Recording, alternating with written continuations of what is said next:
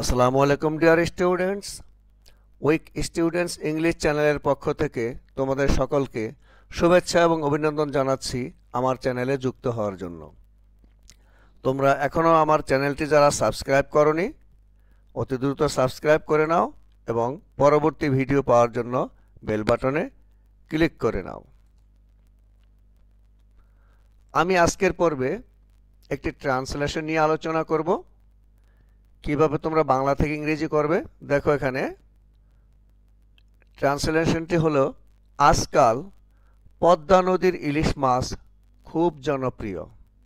খেয়াল করো, আজকাল পদ্মা নদীর ইলিশ মাছ খুব জনপ্রিয়। এইটিকে তোমরা কিভাবে ট্রান্সলেশন করবে? যদি এখানে তোমরা বিভিন্ন অংশে ভাগ করে নাও, যে এখানে কোনো অ্যাডভার্ব রয়েছে কিনা, সাবজেক্ট কি হবে, তার ভার্ব কি হবে ইত্যাদি, এগুলো যদি তুমি আগে থেকে তার বাংলা থেকে ইংরেজি কী হবে সেটি জেনে নাও, তাহলে কিন্তু ট্রান্সলেশন করা তোমার জন্য অত্যন্ত সহজ হয়ে যায়। তাহলে দেখো, আমি প্রথমে লিখেছি আজকাল। এইটি কিন্তু অ্যাডভার্ব হিসেবে বসবে ইংরেজিতে, আজকাল। তাহলে এইটির ইংরেজি হচ্ছে দিস ডেজ, দিস ডেজ। তারপর দেখো, পদ্মা নদীর ইলিশ মাছ, পদ্মা নদীর ইলিশ মাছ, এটির ইংরেজি কি? ইলিশ মাছ তো পদ্মা নদীর নির্দিষ্ট হবে অবশ্যই, তাহলে এখানে আমরা অবশ্যই দি ব্যবহার করব। দি হিলসা ফিশ, ইলিশ মাছ, দি হিলসা ফিশ কোন জায়গার? From the river Padma, from the river Padma. এইটি হবে সেন্টেন্সের সাবজেক্ট।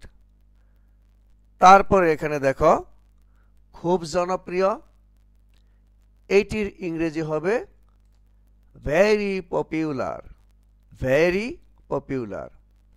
তাহলে এখানে দেখো তো, এই এখন প্রতিটি ওয়ার্ডেই লিখলাম, কোনো ভার্ব এখানে আছে কিনা? ভার্ব কিন্তু নেই। তাহলে কিন্তু আমাদের একটা ভার্ব আনতে হবে। আমরা যেহেতু শেষে ভেরি পপুলার ইউজ করব, এটার জন্য আমরা অবশ্যই বি ভার্ব আনবো, কারণ এখানে অ্যাডজেক্টিভের প্রেডিকেটিভ ইউজ হবে।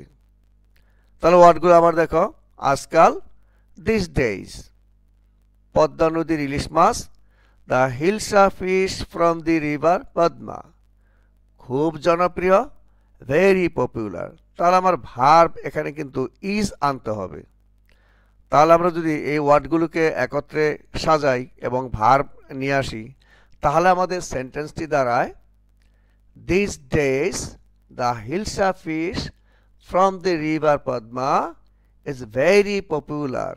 আমি আবার বলছি, this days the hilsa fish from the river Padma is very popular.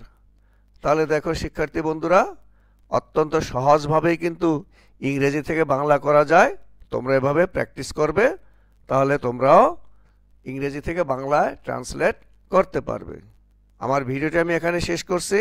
ইনশাআল্লাহ পরবর্তী ভিডিওতে আবার দেখা হবে।